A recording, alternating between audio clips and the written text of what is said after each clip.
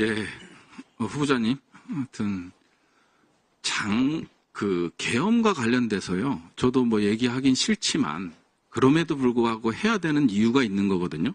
저희는 이제 민주주의 국가고, 그리고 그동안 없었던 인사 시스템 같은 게 이루어진 거거든요. 우연이라고 보기에는 너무 좀 황당한 경우다.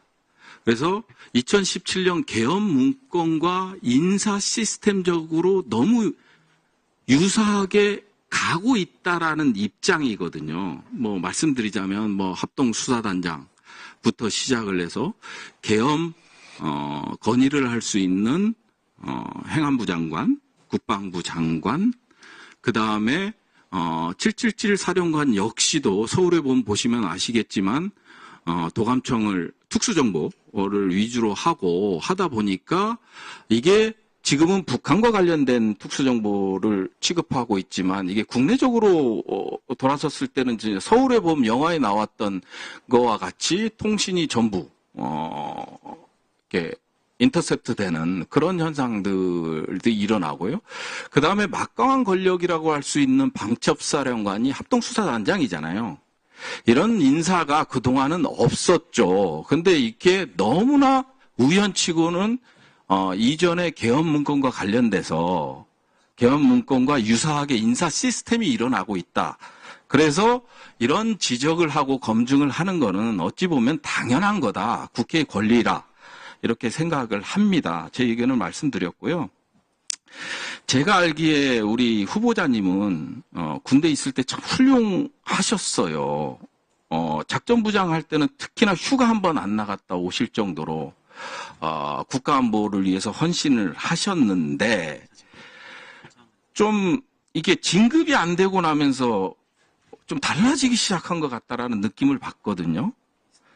2017년 7월, 8월 뭐 아시겠지만 정말 심각한 안보 위기가 있었죠.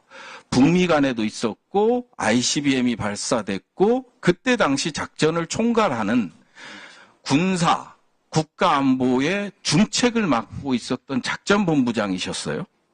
그리고 이제 서로 이제 뭐 불바다 얘기도 하고 타격 얘기도 하고 그 다음에 북한에서 이제 비상대기 조치도 이루어지고 아주 심각한 상황에 휴가를 나가요. 사성장군 발표되는 당일날부터 7일간, 일주일간 연가를 사용합니다. 작전부장 할 때는 한 번도 없었던 일이거든요. 물론 열받고 안타까운 점도 있었겠지만 아니 요즘같이 이제 긴급한 시기에 중령, 대령, 장군 진급 못한다고 다 휴가를 나가버리면 그건 공직자의 자세라고 비난받을 만 하잖아요. 그죠? 그리고 대장 진급이 안 됐다고 이 한반도 안보, 국가안보를 총괄하는 작전본부장이 이렇게 엄중한 시기에 휴가를 나간다는 게 저는 그동안의 행위, 그리고 장남께서 결혼하실 동안에도 안 나갔던 휴가를 그때 나갔던 거에 대해서는 좀 이해가 안 되는 부분이고요. 공직자 윤리만 하더라도 그래요. 법무법인 대륙아주에 근무하셨어요. 취업하셨고 그리고 1년 4개월간 미신고를 했어요. 취업신고를 하지 않고 과태료 100만 원 부과된 거. 그리고 2021년 귀속 종합소득세 504만 원 2023년 3월까지 체납하셨고요. 2022년도 귀속 종합소득세 379만 원도 국방부 장관 후보자로 지명되고 다음 날 납부를 하셨어요. 19년도, 20년도에는 잘 내시다가 이런 체납을 한 거, 이런 것들이 실질적으로 봤을 때 장관으로서 적격하냐.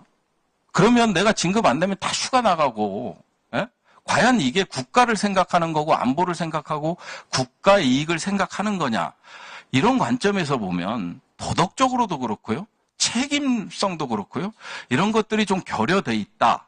이런 말씀을 드리겠고요. 아까 오전에 질의 중에 안 보셨으니까 이런 얘기를 하셨어요. 제가 자료 요구를 얼마나 많이 했는데요. 하나도 안 줬어요. 이따 보충 질의 때 할 텐데 한 개의 자료도 안 주셨어요. 그래서 국회에서 청문회 자리에서 안 보셨으니까 이게 말이 됩니까?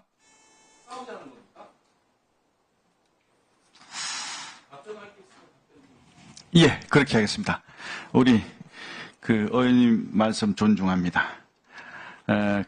하지만 이게 개헌 문제와 관련해서는요, 여러 가지 말씀을 해주셨는데, 지금 이런 우리 대한민국의 상황에서 과연 계엄을 한다 그러면 어떤 국민이 과연 이게 용납을 하겠습니까? 그리고 우리 군에도 따르겠습니까? 저는 안 따를 것 같아요, 솔직히. 그래서 이런 계엄 문제는 지금 시대적으로 좀 안 맞다. 저는 그렇게 생각하거든요. 그래서 너무 우려 안 하셔도 될 것 같다 하는 생각을 말씀을 올립니다. 네네네. 글쎄, 그것은 하여튼 그렇습니다. 제 생각은. 네. 그 다음에 이제 이게 개인적인 문제를 가지고 말씀하셨는데, 진급이 안 돼서 휴가를 나갔다. 진급이 안 돼서 휴가를, 이거는 제가 무슨 안 나가야 될 휴가를 나갔으면 우리 의원님께 질책을 받고, 나무람을 받은 게 당연하다고 생각합니다. 근데 정상적인 휴가를, 그것도 제가 2년 동안 근무하면서 처음 나가는 휴가였는데, 그걸 가지고 그렇게 말씀하시는 건 좀 과하시지 않나 생각이 들고요. 제가 그때, 자, 그때는 정리해 주시죠. 부의원님, 이따가 제가 또 그때는요, 질의를 드리겠습니다. 미사일 발사가 없었을 때입니다. 그래서 제가 휴가를 명령을 냈지만, 의장께서 안 나가겠다는 거 밀어내서 출근시키지 못하게 해라, 작전본부장. 그렇게 해서 밀려서 나갔거든요. 그렇지만 제가 휴가 기간 중에 어디 안 가고 집에서 대기했습니다. 후보자님 하나 좀 여쭙겠습니다. 합참의 작전본부장이 임기가 몇 년인가요? 임기가 정해진 건 없습니다. 그럼 몇 년 근무하셨나요? 저는 2년을 했습니다. 2년 통상 1년 하는데. 휴가를 한 번도 안 쓰셨습니까? 네, 여러 가지 엄중한 상황 고려해서 제가 못 쓰다가 마지막에 제가 한번 썼는데, 그럼 거기에 대해서 그때는 이제 북한의 미사일 발사나 이런 것들이 없었기 때문에 그 사이 마지막에 쓰신 건가요? 그렇습니다. 네, 알겠습니다. 네. 그리고 이제 공직자 윤리와 관련해서 말씀하셨는데, 대륙아주에 대한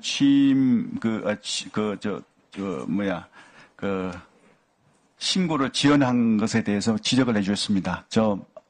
개인적으로 사실은 제가 이걸 좀 잘 살펴봐야 되는데 제대로 못한 저의 실책이 있었습니다. 거기에 대해서 송구스럽게 생각합니다. 저는 개인적으로 전역하면서 사실은 3년간으로 신고 기간으로 착각을 했습니다. 근데 이게 3년이 아니더라고요. 나중에 제가 이게 통지를 받고 3년 넘어서 했는데 왜 이게 나왔냐 이렇게 하다 보니까 착오가 생겨서 그런 문제가 생겼는데 어쨌든 간에 이건 제가 잘 살펴봐야 되는데 못한 것에 대해서 송구스럽게 생각합니다. 그다음 종합소득세 문제는요. 우리 의원님께서도 군생활 오래 하셔서 잘 아시지 않습니까? 종합소득세 군인들은 신경 안 씁니다. 왜? 근로소득세 내는 사람들은 종합소득세 자동적으로 이체되지 않습니까? 그러다 보니까 사실 종합소득세는 제가 무심했습니다. 무관심하다 보니까 그런 누가 있었는데 그것도 마찬가지 제 불찰이라고 생각합니다. 그 부분에 대해서도 송구스럽게 생각합니다. 아니 후보자님 종합소득세 근로소득세 말고 다른 소득이 있으셨습니까? 그때 이제 전역하고 정원시장 들어가면서 이 한 해에 반은 근로소득이고 반은 이제 무슨 소득이죠? 이렇게 사업소득인가 이래가지고 두 개가 겹치다 보니까 이게 자동으로 이체가 안 되더라고요. 그래서 이제 거기에 누락됐었는데 그 부분에서는 제가 그런 거까지 살폈어야 됩니다. 사실은. 그 이후에 잡으셨지요? 예. 그 이후에 늦게 알고 제가 바로 조치를 했습니다. 네, 다음은 조국 의원님 질의해 주시기 바랍니다.